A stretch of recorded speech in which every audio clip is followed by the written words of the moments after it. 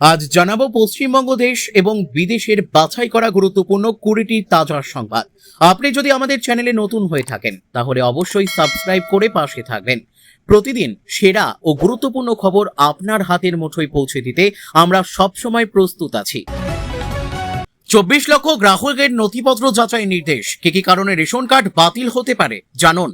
বন্ধ হচ্ছে অন্নপূর্ণা যোজনা। 4.5 লক্ষ অভিযোগের পর 31 আগস্টের পর আসবে বড় সিদ্ধান্ত, জানালো সরকার। পুজোর পরেই কি ভোট, তার আগেই কলকাতা হাওড়া নিয়ে বড় সিদ্ধান্ত বিজেপির। বাতিল হচ্ছে পুরনো সমস্ত আবেদন। বার্ধক্য ভাতা নিয়ে বড় সিদ্ধান্তের পথে রাজ্য সরকার। পরিযায়ী শ্রমিকদের জন্য বড় পদক্ষেপ নবান্নের। রাজ্যেই কাজের ব্যবস্থা করবে সরকার। 18,000 থেকে সরাসরি 38,000। ডিএ চর্চার মাঝেই অষ্টম বেতন কমিশন নিয়ে বিরাট আপডেট। ফুটপাত দখল করা এক ধরনের ফ্যাশন হয়ে গিয়েছে, এবার বিস্ফোরক দিলীপ ঘোষ। মমতার 330 কোটি টাকার রহস্য ফাঁস শুভেন্দুর। পিসি ভাইপোর বাইরে থাকার কারণও বললেন। তারকেশ্বর আগরপাড়ায় সিপিএম কার্যালয় ভাঙচুর, আগুন। মধ্যরাতে হামলার নেপথ্যে কারা?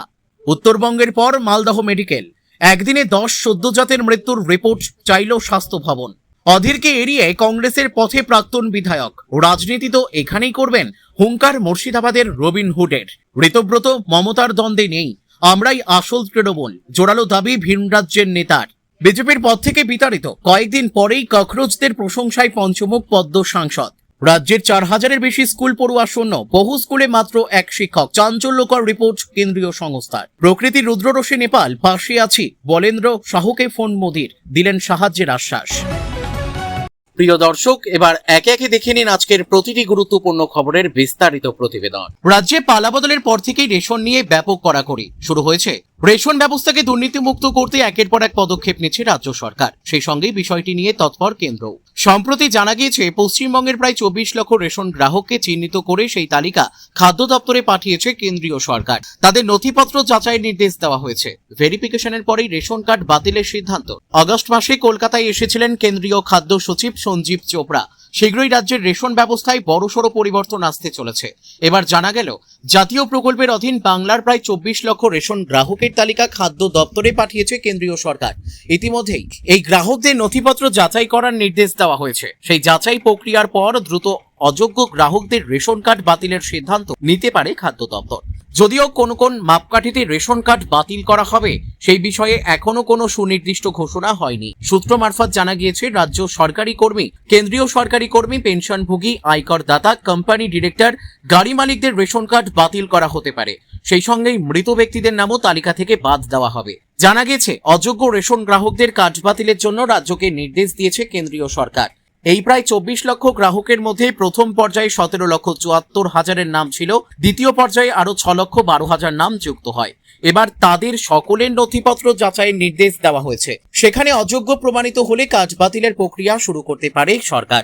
এদিকে রাজ্যের খাদ্যমন্ত্রী অশোক কীর্তনিয়া আগেই বলেছিলেন, সরকারি কর্মচারী, পেনশনভোগী, আর্থিকভাবে সচ্ছল নাগরিকরা বিনামূল্যে রেশন পাওয়ার যোগ্য নন। এই আবহে রাজ্যের প্রায় 24 লক্ষ রেশন গ্রাহককে নিয়ে সামনে এলো বড় আপডেট।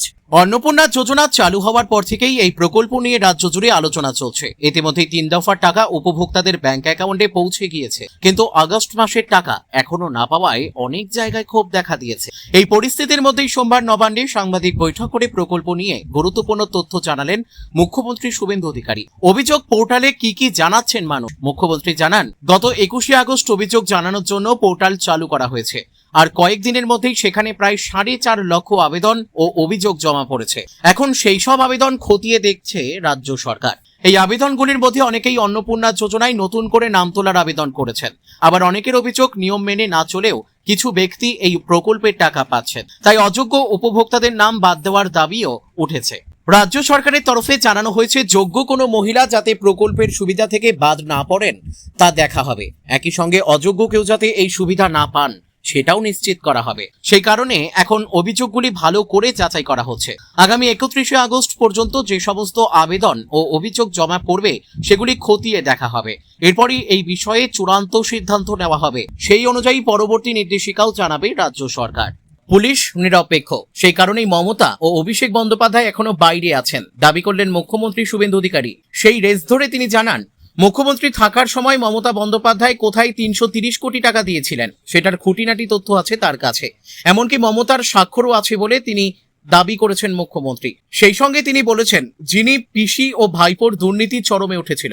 সোমবার নবান্ন থেকে সাংবাদিক বৈঠকে মুখ্যমন্ত্রী বলেন, পুলিশ নিরপেক্ষ বলেই তো ওর ভাইপো বাইরে আছে। পুলিশ নিরপেক্ষ, পুলিশকে তো পদক্ষেপ করতে হবে। আমাদের কাছে তো নথি আছে। বিশ্বজিৎ বসু কমিশনকে আমি পাঠিয়ে দেব। উনি 330 কোটি টাকা দিয়েছিলেন ফিকিকে বিজিএস এর জন্য। ওর স্বাক্ষর আছে আমার কাছে।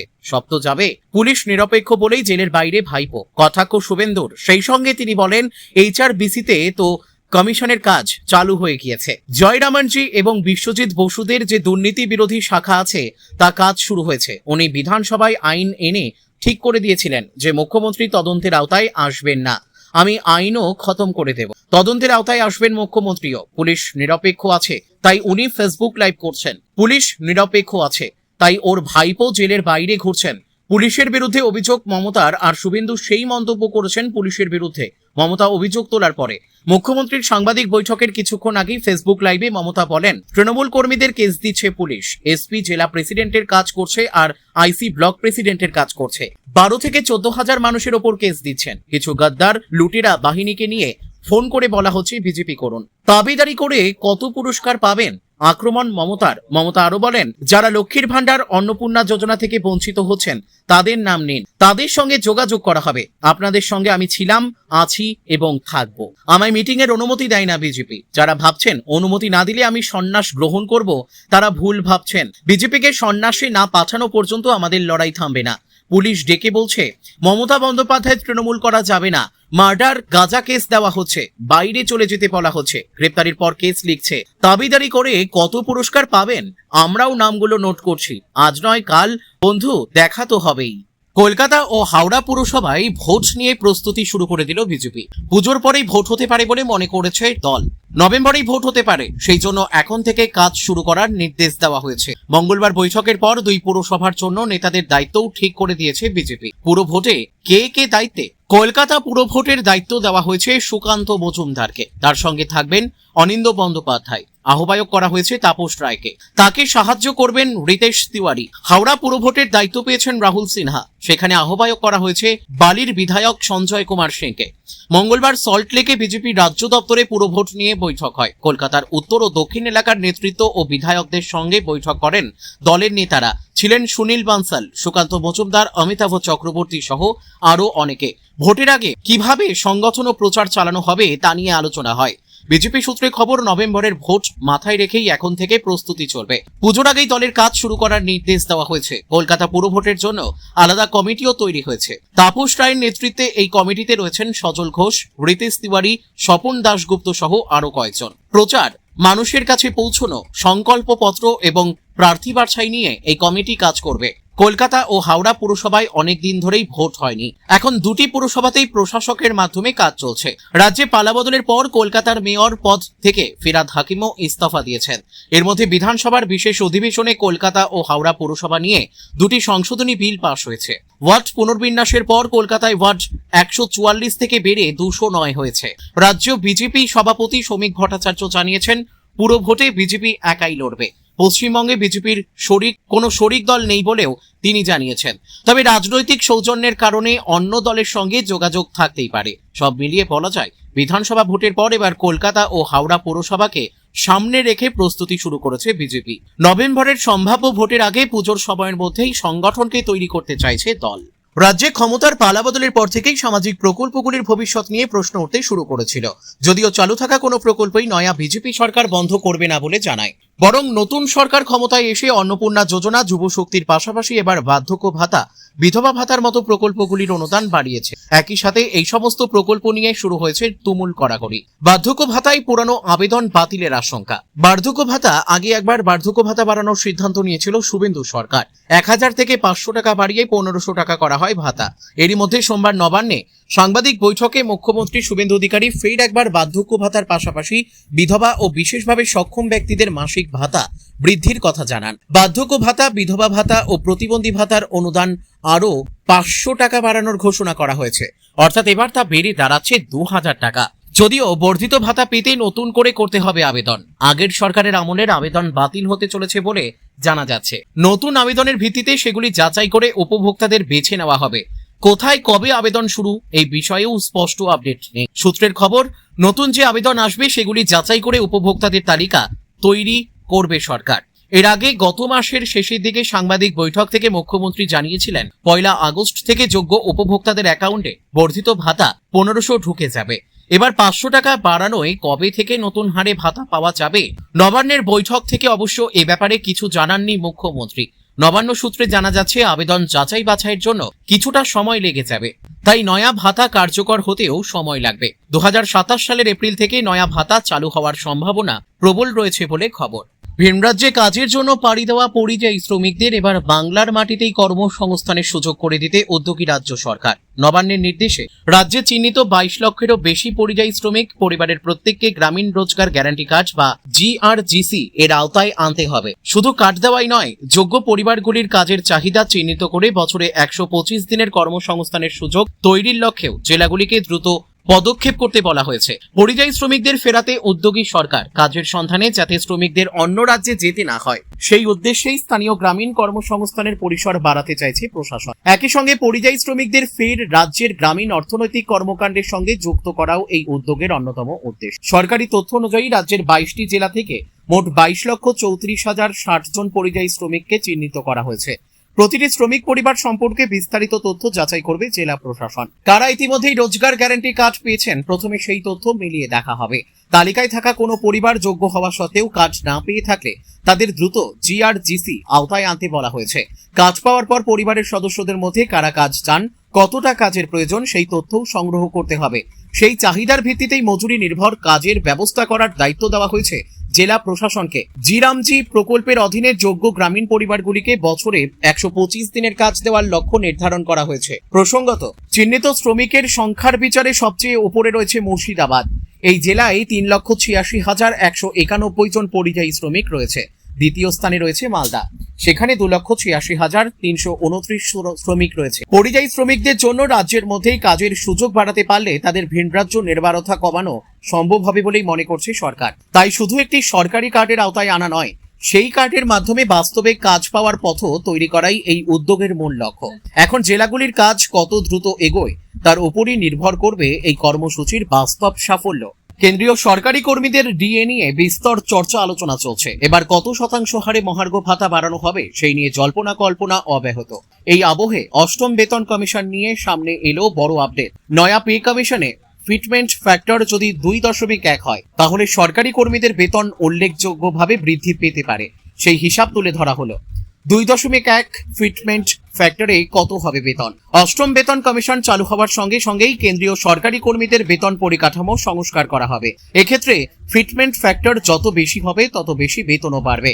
ইতিমধ্যে কমিশনের কাছে বিভিন্ন কর্মী সংগঠন ফিটমেন্ট ফ্যাক্টর 5.7 থেকে 2.86 করার দাবি জানিয়েছে। তবে কমপক্ষে 2.1 ফিটমেন্ট ফ্যাক্টর রাখা হলেও উল্লেখযোগ্য বেতন বৃদ্ধি হতে পারে। যে কোনো বেতন কমিশনের অধীন সরকারি কর্মীদের মূল বেতন বৃদ্ধি বা বেতন কাঠামো পুনর্নির্ধারণের জন্য ফিটমেন্ট ফ্যাক্টর গুণক ব্যবহৃত হয়। সেই সূত্র হলো বর্তমান মূল বেতন x fitment factor equal to নতুন মূল বেতন। সপ্তম বেতন কমিশনের সময় কেন্দ্রীয় সরকারি কর্মীদের মূল বেতন হয়েছিল 18,000 টাকা।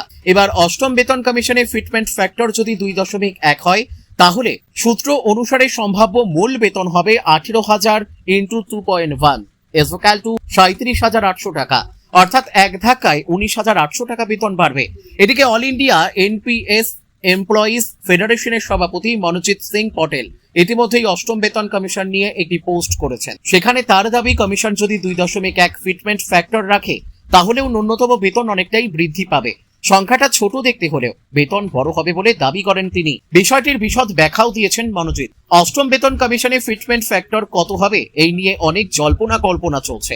ফিটমেন্ট ফ্যাক্টর কত হলে বেতন কতখানি বাড়বে সেই বিষয়ক নানা হিসাবও সামনে এসেছে। তবে কমিশনের তরফে অফিসিয়াল ঘোষণার পরই সবটা স্পষ্ট হবে। পার্ক স্ট্রিট এলাকায় ফুটপাতে দুধ গরম কাণ্ড নিয়ে সরগরম রাজ্য রাজনীতি। মঙ্গলবার ওই পরিবারের সঙ্গে দেখা করে তাদের থাকার ব্যবস্থা করে দেওয়ার আশ্বাস দেন মুখ্যমন্ত্রী শুভেন্দু অধিকারী। এই আবহে ফুটপাত দখল ইস্যুতে সরব হলেন রাজ্যের পঞ্চায়েত ও গ্রামোন্নয়ন মন্ত্রী দিলীপ ঘোষ। তার দাবি, রাজ্যে ফুটপাত দখল করাটা এক ধরনের ফ্যাশন হয়ে গিয়েছে। ফুটপাত দখল ইস্যুতে বিস্ফোরক দিলীপ ঘোষ।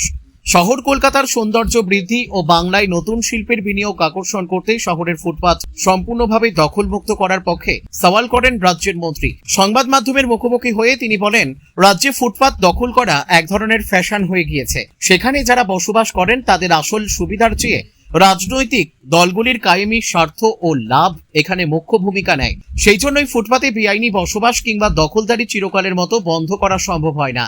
এই বিষয়ে সাধারণ মানুষের নিরাপত্তার বিষয়টি তুলে ধরে দিলীপ বলেন, শহর কলকাতায় গাড়ির সংখ্যা দিন দিন বৃদ্ধি পাচ্ছে, এদিকে মানুষের নিরাপদে হাঁটার জায়গা নেই।